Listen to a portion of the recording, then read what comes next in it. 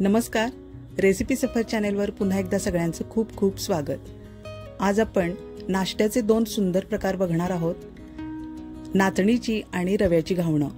सकाळी घाई गडबडीच्या वेळेला आपण स्वयंपाकाबरोबरच आपल्याला नाश्ता सुद्धा बनवावा लागतो आणि घरात शुगर बीपीचे जर पेशंट असतील तर अजूनच घाई गडबड उडते।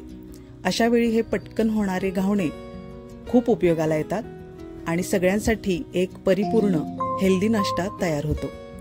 तर बघूया यासाठी काय प्रमाणात पीठ घ्यायची आहे। यासाठी मी कांदा बारीक चिरून घेतलाय, कोथिंबीर घेतलेली आहे आणि बारीक चिरलेली मिरची आहे। गाजर सुद्धा घ्यायचंय थोडंसं। आता हे किसून आपल्याला वरून टाकायचंय। आधी पीठ बघूया। 1 कप घेतलेलं आहे नाचणीचं पीठ। तुम्हाला आवडणाऱ्या प्रमाणात सगळी पीठ मोजून घ्यायची आहेत आणि 1 मोठा चमचा घ्यायचा आहे रवा। चवीप्रमाणे मीठ टाकलेलं आहे। आता पाणी सुद्धा मोजूनच घेऊया। थोडं थोडं करत आधी अर्धा कप मिक्स करायचंय।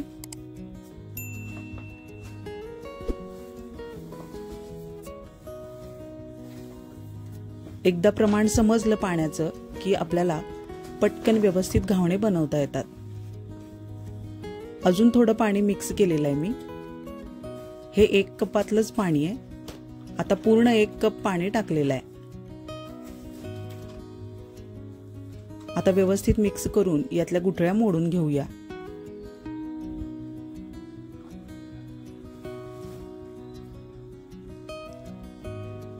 रवा असल्यामुळे अजिबात गुठळ्या होत नाहीत। पुन्हा अर्धा कप पाणी घेतलेलं आहे मी आणि आता हे सुद्धा व्यवस्थित मिक्स करून घ्यायचे।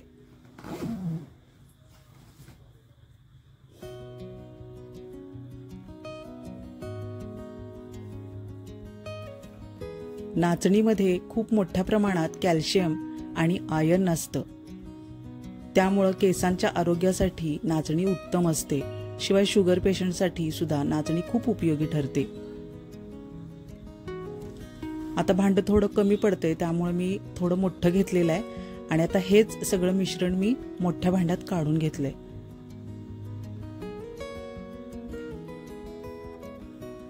अजून थोडंसं 2-3 चमचे पाणी मी घातलेलं आहे। एका कपासाठी 1.5 कप पाणी मिक्स केलं होतं आणि त्यानंतर 1-2 मोठे चमचे पाणी पुन्हा एकदा मिक्स केले।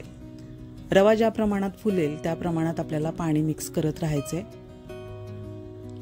पण हे पीठ भिजवून बाजूला ठेवायचं नाही, लगेचच घावणे करायला घ्यायचे आहेत।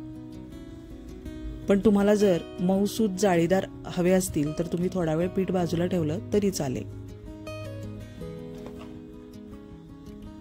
लगेचच करायला घेतल्यानंतर हे घावणे कुरकुरीत तयार होतात। एका बाजूला घावणांचा तवा मी तापत ठेवला होता। आता प्रत्येक वेळी पीठ असं तळातून हलवून घ्यायचंय। अगदी व्यवस्थित हलवून घ्यायचंय, कारण रवा खाली बसतो। हे अशा कन्सिस्टन्सी मध्ये आपल्याला पीठ पातळ हवंय। तर जवळजवळ 1.25 कप पाणी लागलेलं आहे 1 कपासाठी। आधी कडेनी सोडून घेऊया।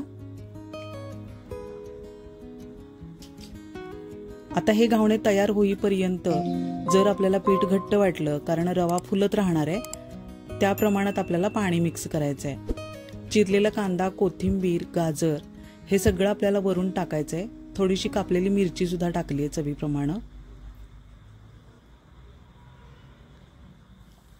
तुम्ही उकळलेले मटार सुद्धा टाकू शकता। आता हे घरचंच ताजं लोणी आहे। लोणी टाकल्यामुळं अतिशय खमंग सुगंध येतो आणि चव तर अतिशय अफलातून लागते।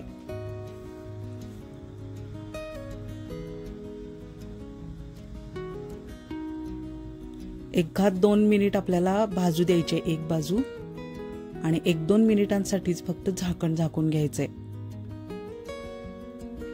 2 मिनिटांनंतर झाकण उघडूया।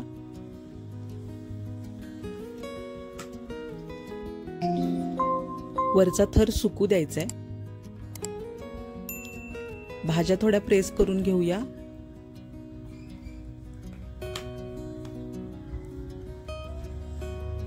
घावणे भाजले गेले की त्याचे काठ आपोआप सुटून यायला सुरुवात होते. तोपर्यंत आपल्याला वाट बघायची आहे. आता बघूया, कडा मोकळ्या करूया थोड्या.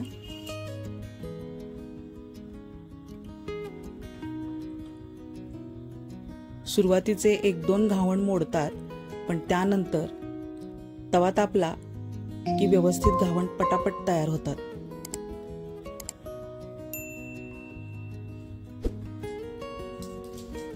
अगदी व्यवस्थित उलटलं गेले घावण, बघू शकताय तुम्ही. खूप सुंदर रंग आलेला आहे. आता दुसरी बाजू सुद्धा 1-2 मिनिटांसाठी आपल्याला भाजून घ्यायची आहे.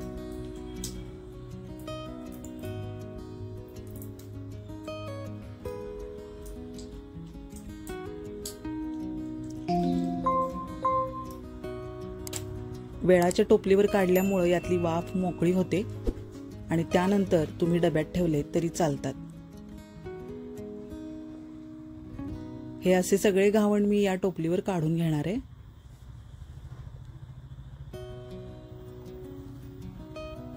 भाज्या घातल्यामुळं घावण खूपच हेल्दी होतात. एकदा नक्की ट्राय करा. रेसिपी सफर चॅनेल सबस्क्राईब करा, शेअर करा, कमेंट करायला विसरू नका. आता अशाच पद्धतीनं मी सगळे घावण बनवून घेणार आहे.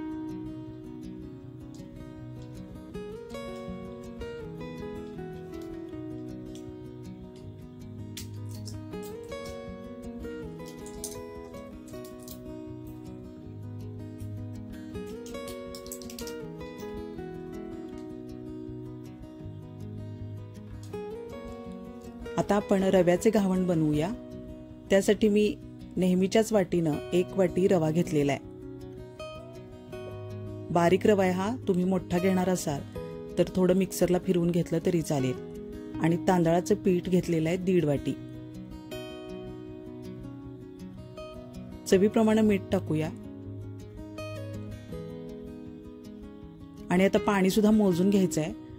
1.5 वाटी तांदळाचं पीठ आणि 1 वाटी रवा, असं 2.5 वाटी पीठ झालेलं आहे. त्यासाठी आपण आधी 2.5 वाटी पाणी घालूया आणि त्यानंतर लागेल तसं पाणी वाढवायचंय आपल्याला. एकदा पाण्याचं प्रमाण कळलं की आपण पटापट या प्रमाणात घावणे बनवून घ्यायचे आहेत.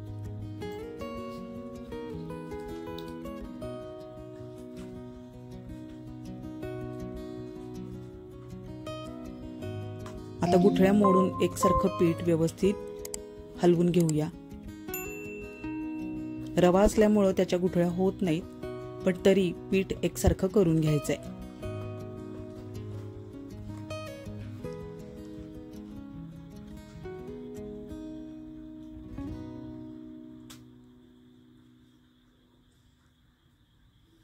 आता अजून 1 वाटी पाणी घातलेलं आहे मी. 3.5 वाट्या पाणी झालेलं आहे आतापर्यंत.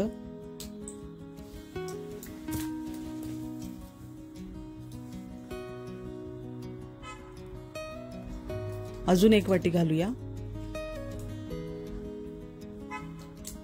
आणि पुन्हा एकदा मीठ टाकूया. 4.5 वाट्या पाणी झालेलं आहे. आणि आता या सगळ्या चिरलेल्या भाज्या सुद्धा घालूया. कांदा घातलेला आहे, कोथिंबीर, गाजर आणि हिरवी मिरची. हे सगळं मिक्स करायचंय. तुम्ही दुधी भोपळा असेल तर तोही टाकू शकता, किंवा लाल भोपळा, ढोबळी मिरची, उकळलेले मटार, फरसबी अशा सगळ्या भाज्या टाकूनही तुम्ही हे घावणे बनवू शकता. आता या वॉटरी कन्सिस्टन्सी मध्ये आपल्याला पीठ हवंय. थोडं अजून पाणी घातलं मी आणि आतापर्यंत 5 वाट्या पाणी घातलेलं आहे. 2.5 वाटी पिठासाठी 5 वाट्या पाणी. अजून लागेल तसं पाणी आपल्याला वाढवायचंय, कारण यातला रवा फुलेल तसं पाणी वाढवावं लागतं. एका बाजूला घावणांचा तवा तापलाच होता. आता त्यावर आपण हे रव्याचे घावणे बनवून घेऊया.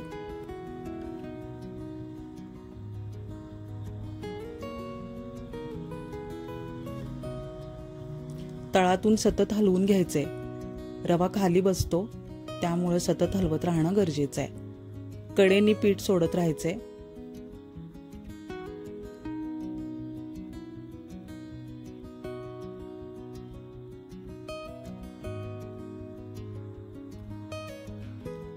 आता थोडंसं लोणी सुद्धा टाकून घेऊया, त्यामुळे खूप सुंदर चव येते। एकदा नक्की ट्राय करा हे दोन्ही प्रकारचे घावणे, खूपच छान आणि सुंदर नाश्ता बनतो। हे बघा असं कडेनी पटापट सुटून येतात। आता दुसरी बाजू सुद्धा 2 मिनिटांसाठी भाजून घ्यायची आहे। 2.5 वाटी पिठासाठी मला एकूण 7 वाट्या पाणी लागलेलं आहे। आता हे सुद्धा घावणे मी या वेळाच्या टोपलीवर काढून घेतलेले आहेत।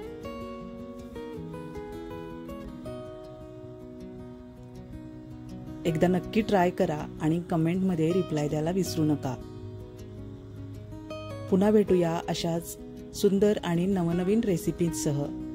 तोपर्यंत रेसिपी सफर चॅनेल सबस्क्राइब करा, म्हणजे नवीन व्हिडिओचं नोटिफिकेशन तुम्हाला सगळ्यात आधी मिळेल।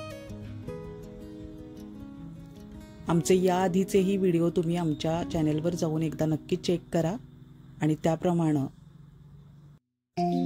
रेसिपी बनवून नक्की कळवत राहा। आता बघा कडा व्यवस्थित सुटून येत आहेत। एकदा तवा तापला की पटापट घावणे तयार होतात।